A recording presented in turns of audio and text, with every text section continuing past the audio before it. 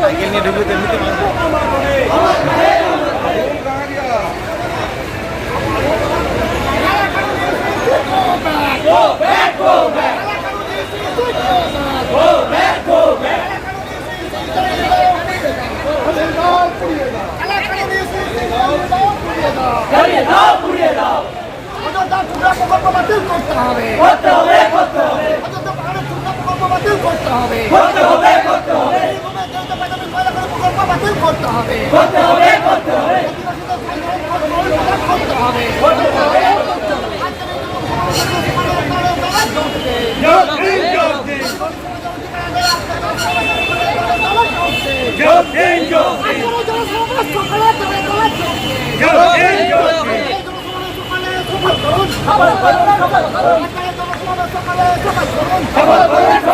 আজকে যে কলকাতা রানী রাসমণি রোডে যেভাবে ইউনাইটেড ফোরাম অফ অল আদিবাসী অর্গানাইজেশনের পক্ষ থেকে যে বিশাল জনসমাবেশের ডাক দেওয়া হয়েছে এবং সেই সংগঠনের একজন অর্থাৎ ভারত জাকাত মাঝি পারগানা মহলের একজনকে আমরা পেয়েছি।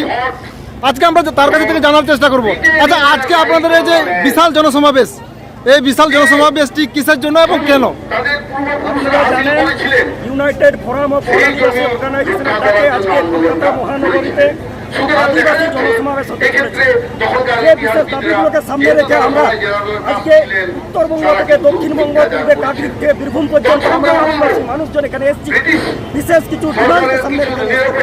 আপনারা জানেন আজকে সারা পশ্চিমবাংলার বুকে কর্মী সম্প্রদায় নিজেদেরকে অনৈতিকভাবে আদিবাসী হিসেবে দাবি করছে এবং রাজ্য সরকারের মদত আছে, কেন্দ্র সরকারের মদত আছে। আমরা তীব্র বিরোধিতা করছি।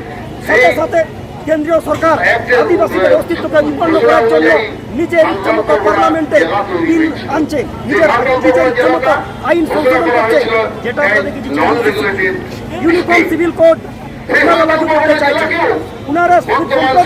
ওনারা বনাধিকার আইনটাকে ফলো করে ফরেস্ট কনজারভেশন অ্যাক্ট তৈরি করলেন, সবসময় আদিবাসী অস্তিত্বকে বিপন্ন করার একটা প্রয়াস মাত্র। সাথে সাথে আমরা দেখেছি অযোধ্যার ঠুলগাঁতে জয় দুর্গা আদিবাসী গ্রামকে উচ্ছেদ করে আদিবাসীদের অস্তিত্বকে বিপন্ন করে আজকে টুলগা প্রজেক্ট করতে চাইছে, প্রজেক্ট করতে চাইছে। আমরা তীব্র বিরোধিতা করছি। সাথে সাথে নেউচা পাচামিতে গায়ের জোরে কর্পোরেট পুঁজিদের হাতে এই রাজ্য সরকার আদিবাসীদেরকে নিলামে বিক্রি করতে চায়। এরই প্রতিবাদে আমরা এখানে সামিল হয়েছি, সমাগম হয়েছে এবং এই লড়াই শুধু রানী রাসমণিতে না, এই লড়াই আগামী চলবে। গ্রাম মানে শহরের আন্দোলনটা গ্রামে ছড়িয়ে পড়বে সারা বাংলা। আজকে বিভিন্ন প্রকল্প মানে দেশের উন্নয়ন, আজকে ঠুলগা প্রকল্প হচ্ছে, সেটাও তো একটা প্রকল্প বা উন্নয়নের জন্য করা হচ্ছে, কিন্তু সেই উন্নয়নটাকে বিরোধিতা করছেন কেন? অবশ্যই উন্নয়নটা আকাশে হবে না, উন্নয়নটা এখানেই হবে। আমরা উন্নয়নের পক্ষে। সারা ভারতবর্ষে যদি উন্নয়ন হয়ে থাকে, সারা ভারতবর্ষে যদি উন্নয়ন হয়ে থাকে, আদিবাসীদের রক্তের স্রোতের উপর দাঁড়িয়ে উন্নয়ন হয়েছে। উন্নয়নের বিরোধিতা আমরা করিনি। দুর্গা প্রজেক্ট হোক, কিন্তু পুরুলিয়ার অযোধ্যার মানুষ আজকে জানে পুরুলিয়াতে একটা পাম্প হয়েছিল, পুরুলিয়া পাম্প প্রজেক্ট এখনো উন্নয়নের জন্য কিন্তু আদিবাসীদের তাড়ানো হয়েছিল, আদিবাসীদের উন্নয়ন হোক, ভারসাম্য রেখা হোক, আদিবাসীদের উচ্চারণের উন্নয়ন আগামী দিনে মেনে নেওয়া হবে না। আজকে আপনারা বিভিন্ন সময় দাবি করছেন যে কুর্মীরা অনৈতিকভাবে এসটি হতে চাইছেন, কেন? কিভাবে জানতে পারলেন যে তারা অনৈতিকভাবে আন্দোলন করছে? তারা তো সাংবিধানিকভাবে আন্দোলন করছে। যে কোনো জাতি গোষ্ঠী স্বতন্ত্রভাবে স্বাধীনভাবে জাতিসত্তার স্বার্থে আপনারা আন্দোলন করতেই পারেন, করবেন, 100 বার করবেন, গণতান্ত্রিক পদ্ধতিতে সাংবিধানিক নিয়ম মেনে করবেন। কিন্তু আপনার দাবিটা যদি আমার জাতির পক্ষে ক্ষতিকর হয়, আমিও কিন্তু আপনি আন্দোলন করতেই পারেন, আমার কর্মী ভাইয়েরা আন্দোলন করতেই পারে, কিন্তু তাদের আন্দোলন তাদের ডিমান্ডে যদি আমার জাতিসত্তার ক্ষতি হয়, আমারও আন্দোলন করার 100 বার অধিকার আছে। আর বেশ কয়েক বছর আমরা দেখছি যে ঘটনাক্রম চলছে, সারা পশ্চিমবাংলায় আদি ভাইদের যে আন্দোলন চলছে, একটা অনৈতিক দাবিকে সামনে রেখে যে আন্দোলন চলছে, তাতে রাজ্য সরকারের স্পষ্ট মদত আছে, কেন্দ্র সরকারের স্পষ্ট মদত আছে। এই জন্য আমরা রাষ্ট্রীয় ষড়যন্ত্রের বিরুদ্ধে আজকে আমরা এখানে সম্মিলিত হয়েছি। আজকে যে আন্দোলন, এই আন্দোলনটি মানে ইউনাইটেড ফোরাম অফ অল আদিবাসী অর্গানাইজেশনের পক্ষ থেকে যে ডাক দেওয়া হয়েছে, এই সংগঠনে বা এই ফোরামে আপনাদের মোট কটা সংগঠন রয়েছে? ইউনাইটেড ফোরাম একটা মঞ্চ, বিভিন্ন সামাজিক সংগঠন, আদিবাসী গণসংগঠন মিলিত হয়েছে। আমার জানা বা ভাই 49টি সংগঠন করে এসছে এবং আরও আদিবাসী সংগঠনকে আমরা ওয়েলকাম জানাচ্ছি। আসুন এক ছাতার মঞ্চে দাঁড়িয়ে, এক ছাতার তলায় দাঁড়িয়ে আমরা আন্দোলন করি। আজকে যেভাবে বিভিন্ন জায়গায় ফেক এসটি সার্টিফিকেট নিয়ে যেভাবে সমস্যা চলছে, ফেক এসটি সার্টিফিকেট নিয়ে বিভিন্ন স্কুল কলেজ বা এডুকেশনের ক্ষেত্রে আমরা দেখেছি, কিন্তু মানে এই নিয়ে আমাদের জনপ্রতিনিধিরা একটা বাক্য প্রয়োগ করেননি। এ নিয়ে কি বলবেন? আদিবাসী জনপ্রতিনিধি নিয়ে আমি দুটো কথা বলবো।